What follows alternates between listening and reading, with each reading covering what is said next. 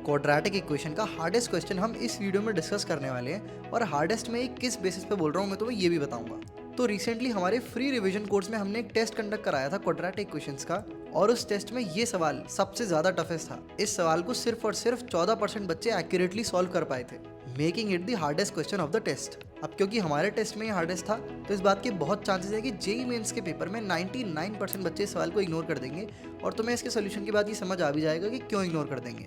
जो भी अनकन्वेंशनल सवाल होते हैं जो कि अनकन्वेंशनल मेथड से सॉल्व हो रहे होते हैं उनकी हमें आदत नहीं होती है और जब भी वो पेपर में आते हैं हम ब्लैंक हो जाते हैं या फिर रैंडम कुछ तो भी ट्राई कर रहे होते हैं। और सेम केस इस सवाल के साथ है। इसमें बड़ी एक बेसिक सी चीज़ लग रही है बट उस बेसिक चीज़ की बहुत कम बच्चों को अच्छी प्रैक्टिस होती है। इस सवाल के सोल्यूशन पर आने से पहले अगर तुम प्रॉब्लम सॉल्विंग के साथ बहुत ज़्यादा स्ट्रगल करते हो तो हमारा SO16 नाम का एक कोर्स है जिसको अटेंड करने के सिर्फ 10 दिन में तुम्हें रियलाइज हो जाएगा कि धीरे धीरे तुम अब एक डीप थिंकर बनते जा रहे हो।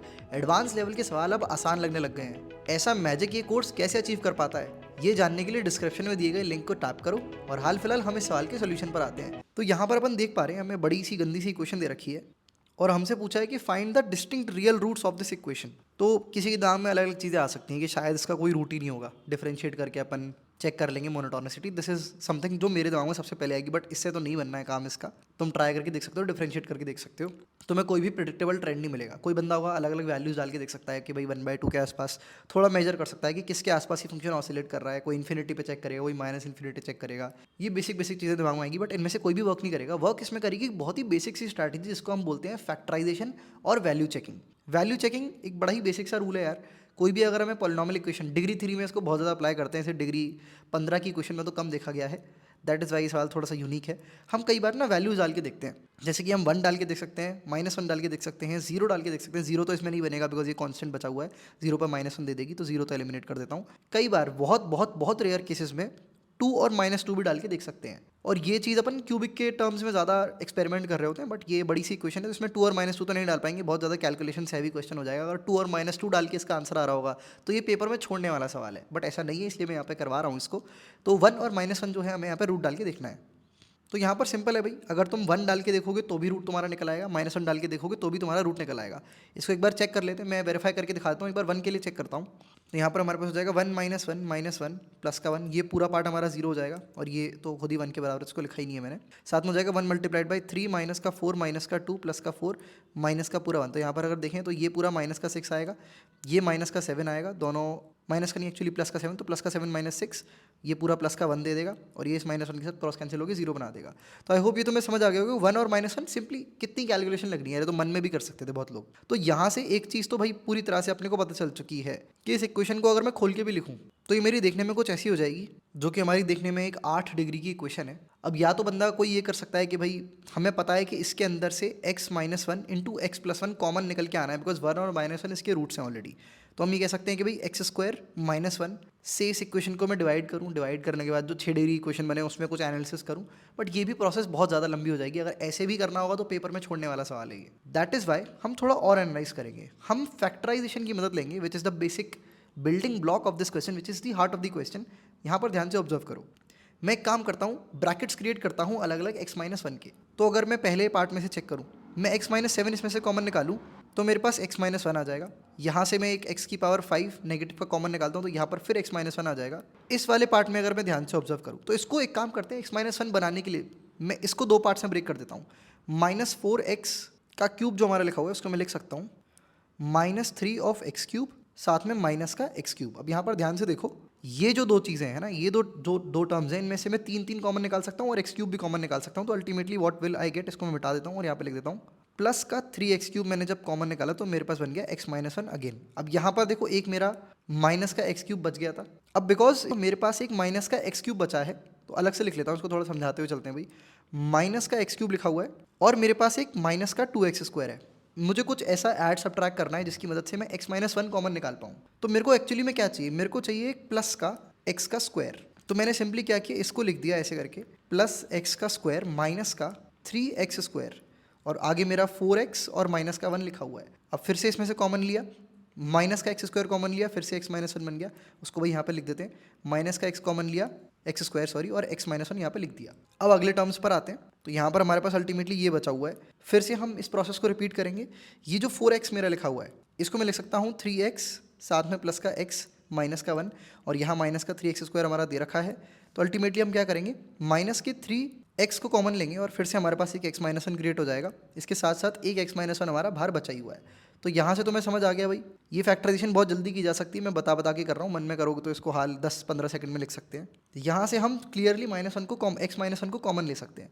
तो x-1 को मैंने कॉमन लिया तो ultimately x⁻7 minus x⁻5 plus का 3x³ माइनस का x² माइनस का 3x साथ में प्लस का 1 मेरे पास कॉमन निकल के आ गया।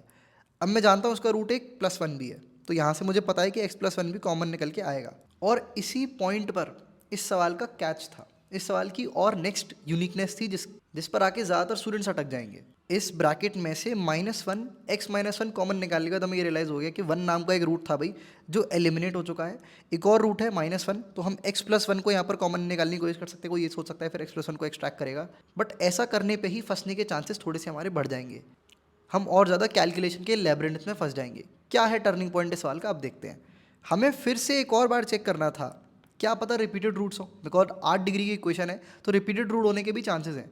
क्या पता 1 2 बार रिपीट हो रहा हो, -1 2 बार रिपीट हो रहा हो, तो हमें फिर से एक बार इस ब्रैकेट में जस्ट डाल के चेक करना था कि भाई x=1 यहाँ पर लगेगा कि नहीं। अगर देखें तो 1 -1 प्लस का 3 माइनस का 1 माइनस का 3 प्लस का 1, तो ये क्रॉस कैंसिल, ये क्रॉस कैंसिल और ये क्रॉस कैंसिल 0। तो यहाँ से पता चल गया कि 1 जो है एक्चुअली में इसका रिपीटेड रूट था। तो यहाँ से देखो हमें क्या पता चल रहा है भाई कि ये जो बची हुई 7 डिग्री की इक्वेशन है इसका एक रूट 1 है और इसका एक रूट -1 भी है। यही क्रॉस चेकिंग जो है वो सवाल का टर्निंग पॉइंट थी, वही डिसाइड करती कि कौन बंदा है भाई जिसकी मेरे को लगता है मैथ्स में 99 से ज़्यादा परसेंटाइल आएगी और किसकी नहीं आएगी। बिकॉज ये सवाल जिसका सही हुआ होगा पेपर में वो 99 परसेंटाइलर वाला ही बंदा होगा मैथ्स में। तो आई होप तुम्हें थोड़ा समझ आ गया होगा प्रेजेंस ऑफ माइंड कितनी ज़्यादा इंपॉर्टेंट रहती है। कैलकुलेशन तो नहीं थी ये चेक करने में, प्रेजेंस ऑफ माइंड का खेल था। तो जो इंसान सिली मिस्टेक बहुत ज़्यादा करता है वो पहले ही लैक कर जाएगा, तो इस चीज़ से अपने को बचना है। ओके, तो यहाँ से पता चल गया कि इस पूरे हिसाब किताब में से एक x-1 भी आना है और एक x+1 भी आना है। कोई ये कह सकता है कि भाई x+1 2 बार तो नहीं आना, अब वो तो एक बार कॉमन निकाल के जो अंदर बचेगा उसमें ही डाल के चेक कर पाएंगे, तो अभी नहीं कह सकते, है ना, ये चीज़ है। तो यहाँ पर जो है एक्चुअली में x-1 इंटू x+1 कॉमन आना है, तो x² माइनस का 1 हम कॉमन निकालने की यहाँ पर कोशिश करेंगे, एक्सट्रैक्ट करने की कोशिश करेंगे। ये आइडिया यहाँ से जनरेट होगा। तो मैं सवाल का सोल्यूशन और थॉट प्रोसेस साथ में बता दे रहा हूँ, अलग से नहीं बताऊंगा इस चीज़ को। तो ये चीज़ हमने कंबाइन करके कर ली। अब आगे बढ़ते हैं। तो x² -1 में कॉमन निकालने की यहाँ पर कोशिश करूँगा। कमाल की बात यह है कि इस चीज़ की इंस्पिरेशन एस्टैब्लिश करने के लिए पहले वाले 2 टर्म भी बैठे थे। अगर इनमें से x⁻5 कॉमन निकालता तो भी मेरा x² -1 ही बन रहा था, जो मुझे सोचने पे मजबूर कर देता भाई x² -1 क्यों आ रहा है, ऐसा तो नहीं 1 दोबारा रूट है। तो समझ पा रहे हो, पहले टर्म अगर x⁻7 माइनस x⁻6 होता तो बंदा कंफ्यूज होता भाई कि x⁻6 कॉमन निकाले तो x-1 आएगा, पर मुझे तो x² -1 चाहिए। बट एक्चुअली ऐसा नहीं था, एक्चुअली में x⁻7 के बाद x⁻5 दे रखा था। ऑलराइट, कहानी को आगे बढ़ाते हैं भाई। तो x⁻5 I have taken out common, x² -1 मेरे पास आ गया। फिर से एक और अपन क्या करते हैं, x² -1 को एक्सट्रैक्ट करने की कोशिश करते हैं।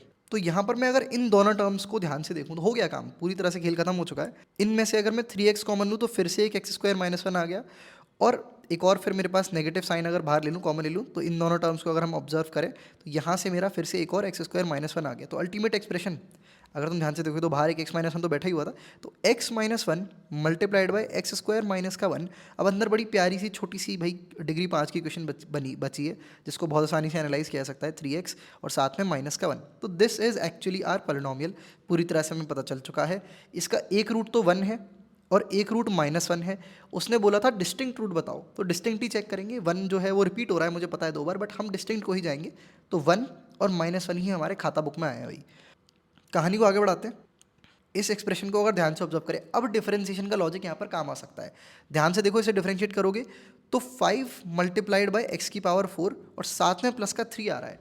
तो यहाँ से पता चल गया कि ये जो कर्व है भाई, ये हमारा एक मोनोटोनिक कर्व है। अब जो 11th का बच्चा है थोड़ा सा कंफ्यूज हो सकता है, बट डिफरेंशिएट करके हमें जो मिलता है f' हमें यहाँ पर जो मिला है वो हमेशा पॉजिटिव है। इसका मतलब है ये जो फंक्शन है ना, ये हमेशा बढ़ता ही रहेगा, कभी घट नहीं सकता ये अपने जीवन में। दैट इज़ वाई ये अगर बढ़ता रहेगा तो इसका सिर्फ एक ही रूट हो सकता है, बिकॉज अगर 2 रूट होने होते हैं तो बढ़ के आपको घटना होता है फिर बढ़ना होता है ना, बढ़ के घटना होता है 2 रूट्स होने के लिए।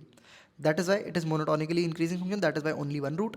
तो यहाँ से अब वो रूट क्या है मेरे को नहीं पता, उसने पूछा भी नहीं, उसने number of distinct real root पूछे थे। दैट इज़ वाई 3 हमारा इस क्वेश्चन का जो है आंसर होने वाला है। तो ये काफ़ी यूनिक क्वेश्चन था, इसमें फैक्टराइजेशन की अपने को अच्छे से आदत होनी चाहिए। इसी तरह के 2 क्वेश्चन और है जो मैंने SO60 नाम के हमारे कोर्स में प्रैक्टिस भी कराए हैं। इसी के ग्रैंड लेवल वाले क्वेश्चन है। अगर कोर्स में किसी ने वो क्वेश्चन प्रैक्टिस कर लिए होते और वो मेंस में गया होगा पेपर देने, तो उसने हाल सॉल्व कर दिया होगा इस क्वेश्चन को, बिकॉज उन क्वेश्चंस में तुमने और ज़्यादा डिटेल में समझाया है कि कैसे इस तरह क्वेश्चंस को टैकल करना होता है। तुम जब कोर्स में एनरोल करोगे, क्वाड्रेटिक क्वेश्चन वाला टॉपिक कर रहे होगे या फंडामेंटल ऑफ मैथ वाला टॉपिक कर रहे होगे, तुम्हें उसमें मिल जाएंगे वो क्वेश्चन। और सिर्फ यही क्वेश्चन नहीं, इस तरह के बहुत सारे क्वेश्चंस जो ब्लॉकर्स की तरह एक्ट करते हैं पेपर में, उनसे तुम्हें बचाने के लिए हमने SO60 नाम का प्रोग्राम बनाया है, जहाँ पर मैं डिटेल में बहुत समझाता हूँ कि कैसे सवाल को टैकल करना होता है, नॉट जस्ट सोल्यूशन बल्कि थॉट प्रोसेस हमारी क्या होनी चाहिए। इसी सवाल का अगर तुम YouTube पे जाके सोल्यूशन देखोगे तो तुम्हें बहुत ही रैंडम सोल्यूशन मिलेंगे। मुझ पर भरोसा नहीं है तो अभी जाके इस सवाल को कॉपी पेस्ट करके YouTube पर डाल के देखो, गूगल पर डाल के देखो, तुम्हें बहुत ज़्यादा क्लीशे सोल्यूशन मिलेंगे जिससे कोई कुछ नहीं सीख पाएगा। सीधे लिख दिया है कि ये कॉमन आ जाएगा, ये कॉमन आ जाएगा, आंसर आ गया, 3 मिनट में सॉल्व। बट यहाँ पर अपन ने प्रॉपर साइकोलॉजी डिस्कस करी। जिसने इस वीडियो को देखा होगा वो 100% पेपर में इस सवाल को सही करके आएगा। तो अगर चाहते हो ये लर्निंग तुम्हारी 100x हो पाए और पेपर में तुम्हारा स्कोर मैक्सिमाइज हो, तो हमारा SO60 नाम का प्रोग्राम चेकआउट कर सकते हो। लास्ट ईयर बहुत सारे बच्चे एनरोल थे जो IIT और ISI जैसे कॉलेजेस में भी गए। उन बच्चों के रिव्यूज़ भी तुम हमारी वेबसाइट पर जाकर चेकआउट कर सकते हो। That's it for this video. अगली वाली में मिलते हैं।